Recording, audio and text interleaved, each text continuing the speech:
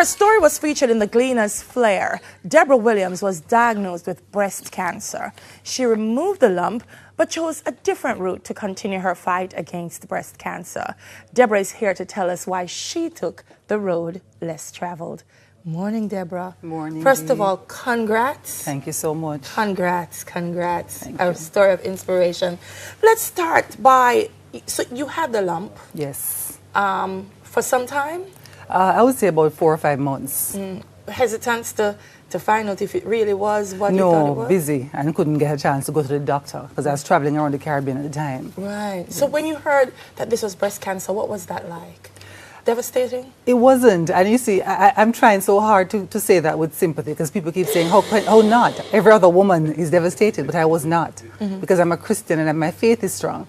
So I wasn't devastated, I just knew what to do to reverse it because I had friends who have had cancer, persons who are surviving, those who have died from it, so I knew what to do. All right, so let's talk about this road less traveled. First of all, what's important is that before taking the road, you did the research. Yes. And I want to make that clear to the viewers because Right. I don't want people to listen and then say, oh, I'm going to do it without fully understanding what it is. Exactly. You did research and you determined what?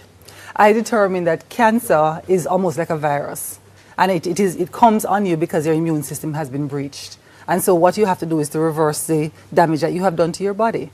And so having done the research, met women who have done the natural way, I decided that I'm going to do this also. All right. Now, your doctors said, Deborah, that's absolutely not the way. That it may be a combination of that, but chemo was important. You opted not to do chemo. Yes. My doctor was angry. If I was a doctor, I would have He been was too. mad. Yes. How difficult was making that decision and sticking to it? It was an easy decision for me, and the main reason is my best friend came down with cancer in 2006.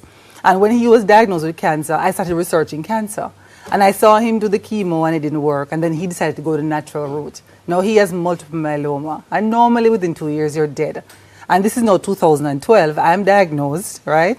I saw my friend go through cancer, and I didn't change my lifestyle. We all saw him, we were there, we saw him do the green juice, and we saw him change his lifestyle. We did nothing. Because you felt I don't have it, so I don't need to change what I'm doing. Exactly. That's a false sense of security that we all have. Right. You have it, but I'm okay. So when I'm diagnosed in 2012 and I'm faced now with something that my friend has gone through, I said, I'm going to go and do what he did. Plus, I also had a book called Ministry of Healing by Helen G. White. I read the book, and the book was very clear. There are 8 steps to reverse any disease in the body, whether it's cancer, arthritis, diabetes. 8 steps. And it's called New Start. That's the acronym. Nutrition, exercise, water, sunshine, temperance, air, rest, and trust in God. It's the 8 free physicians that we've been given by God, and I went on that path. It's so totally natural because the air is a natural gift. That's why we have to preserve it, people. Yes. Water, exercise, and so on. It's interesting because we're talking about now in terms of dealing with cancer, but what I'm getting from you is you're also suggesting it's preventative. Exactly. That rather than wait until you get there, Exactly. start building up the immune system. You throw away the microwave, flour, everything in the house. Meat went. No, meat went. went. Yeah. Microwave went. White flour went. White sugar went. Everything in a tin went through the door. And I went to Coronation Market. Yes. And I started just shopping at Coronation Market. And my entire diet changed. And as the diet changed, the first thing, I lost 30 pounds. That's the first thing. I lost weight. Then my skin and my hair, and I was amazed. And so now I started teaching other women to do this too. Deborah, I'm hearing you, but it's not easy. It's not First easy. of all, I find the vegan diet to be absolutely tasteless. I'm sure there are ways to make it. But how do you get away from monotony? That's the first thing on a diet like this. You know, people say to me, oh, but this is boring. And I'm saying, but hold on, how come you eat chicken 4 times a week? I have different seasoning on it. So you know, the season the bean same Your way. curry today.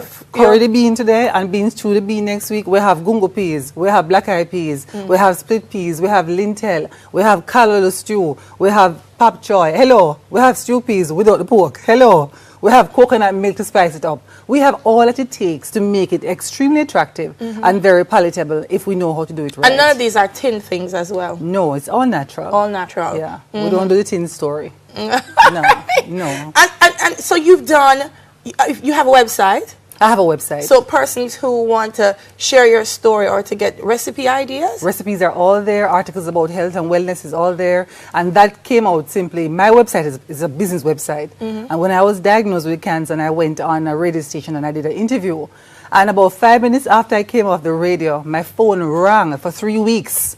3 weeks straight, with Jamaicans calling me about cancer or diabetes or obesity. And so I said, you know something, let me load up these things on the website. You're going to need to get 5 phones now after you finish on Smile Jamaica. Yes. I can tell you that. So how long were you on it before you went back to be checked to make sure? Because that's also important, viewers. You have to know that Deborah didn't just stay home and say, I'm going to go vegan and I'm going to be okay. She went back to make sure that she was. What time lapsed before checking and then finding out you were cancer free? Oh, it was 9 months actually. 9 months? 9 months. When I started doing the program, because I was diagnosed in April of 2012, right? And I changed my lifestyle and my diet completely. And I started doing workshops, just helping friends and just going to different churches and schools and just telling women, listen, you don't have to come down with this thing, you know, it can be prevented. It's not just about screening for cancer, it's prevention of cancer. And so I started writing a book. And in the book, I'm diagnosed, I'm telling them how God helped me, the New Start program. And in December, I finished writing the book. And I'm saying, okay, I need to find a publisher and get this book published. And the Holy Spirit said, no, they're not going to believe you. Who are going to believe you that you don't have cancer? Just because you change your lifestyle and diet. And so I started checking around, is there a test in Jamaica that we can do to prove that there's no cancer cells in your body? Well, there's none. The highest test we have in Jamaica is a CT scan. And that's, I can't prove definitively. And so I went to church one Wednesday night and I heard an elder saying that she was diagnosed with cancer. She went to Miami and did a PET scan. So I started researching the PET scan. And lo and behold, I went to Miami, did my test, and girl, when the results came out, we ball. Jump up and down. We ball. You ball. We ball. Put a ball to Deborah. I know you feel like ball too. Oh, wow, that's amazing. But my producer's balling too. No, so you did the test, cancer free, but you didn't revert. You still are on the diet, and that's also important as well. Yes. Is it also important to stick with it? Yes. To not say I'm vegan today and tomorrow I go and bust a stew peas. Yeah, it's a good point. When I came back from Miami with the PET scan results and I went to see the surgeon who had taken out the lump, and I gave him the results, you know, along with a copy of my book, Ministry of Healing too, and asked him, please, don't just cut these women's breasts off. Tell them that there's another way. I remember when I gave it to him and he was going through and he was trying to understand what was going on because he was very puzzled. I had stage 2B cancer, which means it has spread from the breast. It is now in your lymphatic system. Wow. That don't disappear. Which means it can continue to anywhere. Spread. Your lymphatic system is your drainage system. So once the cancer hit that, it can be anywhere in your body and you don't know. And so he says, Deborah, this is dangerous. You can't. How could it? It can't be gone. Then he said to me, well, all I can say to you is this. Whatever you did to reverse this cancer, understand you'll have to do it for the rest of your life. And I said to him, Doc, you finally understand the point I'm making. This isn't a diet. It's a lifestyle change. And that's where I left him. Deborah, inspiring to speak with you this morning. She's not going to leave us just yet. Neville is standing by because she's going to whip up some of the vegan. I see some almond. I see all kind of things over there waiting on us. So she's going to whip up one of those wonderful meals for us this morning. But it's a powerful story. Her website is Deborah Williams. It's DeborahWilliamsJA.com. JA.com. So go out and check her out. One question before you start. Yes. Why you got rid of the microwave? Because the radiation from the microwave damages cells in your bodies. The moment you turn that on, it's almost like an X-ray.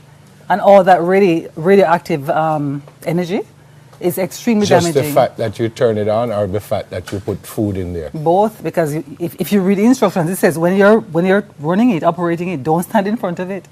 But most of us don't even read the instructions. So the microwave went in the garbage. No microwave. Buy a toaster oven if you need to warm up your food. And use a toaster oven, but don't use the microwave. All right. What we do now? Okay, we're going to make almond milk, right? Because many persons say they have to use cow's milk. And I said to them, stop use cow's milk when the calf. The cow's milk is meant for the All right, come, let's go. All right, good. Tell me what you're doing. Hold on, So I need to plug in these things, no? Yes, we need to plug those things in. Let's turn this off. All right, beautiful. So here we have almonds, right? And you know we all love almonds. Now, one thing with almonds, when you're going to use it, you will soak it overnight. Soak it over. Soak it overnight, even if you're going to eat it. Yeah. Soak it overnight. Next morning, you throw that water.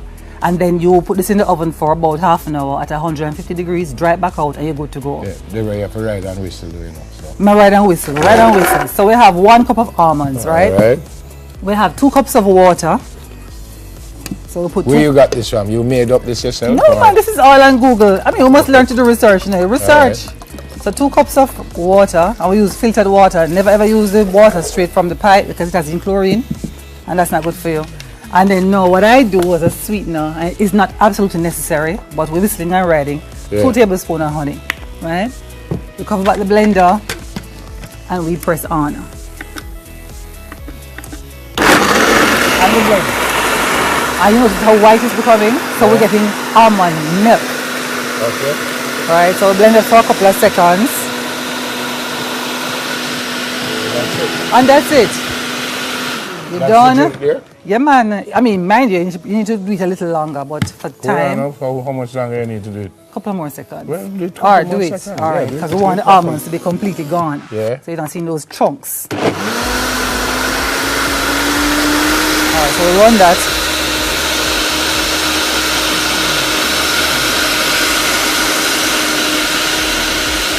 All right, now can you get this strainer for me, please? What about banana and stuff? You can add stuff Yeah, like that? yes. So what we're going to do is okay, normally at home I don't strain it, but just for the sake of those who don't want the pulp, you just strain it off. All right. Now I want you to taste it. Yeah, you taste it. You could have You even make more instead, you know. You're going to get some more, no Do worry. you want to carry to or something? Check that first. So that is a plain milk, right? What's the name of it? That's almond milk. What's the name of it? What are you drinking? No, what's the name of the drink Yes. overall? Deborah's Almond milk. concoction. Just almond milk. Now here's what we do. Deborah's concoction. We're taking 2 things at once. So we have the milk, right, for the children. Now we're not throwing away the residue, right? Because we're using the almonds. So what we do, I'm using my hand, but you just take 2 bananas, right? 1. Because we're using our Jamaican fruits. We always use our Jamaican Hold on now. fruits. So this is a different drink This from... is this is now a smoothie. So this is a complete meal now. So let's say you're coming to work and you're busy. You grab 2 bananas, you grab the almond. Can you pass the knife for me, please? I can pass the knife. Thank for you sure. so much. You are grab a very pawpaw, right? You open up your pawpaw. You know, what's the seed? Pat, can I have the spoon, please? You can have the spoon. Thank you very much. Let's take the seeds out. And by the way, pawpaw seeds are very good for getting rid of parasites and worms Then why are you taking it out then? because it's bitter. But you take a teaspoonful like this.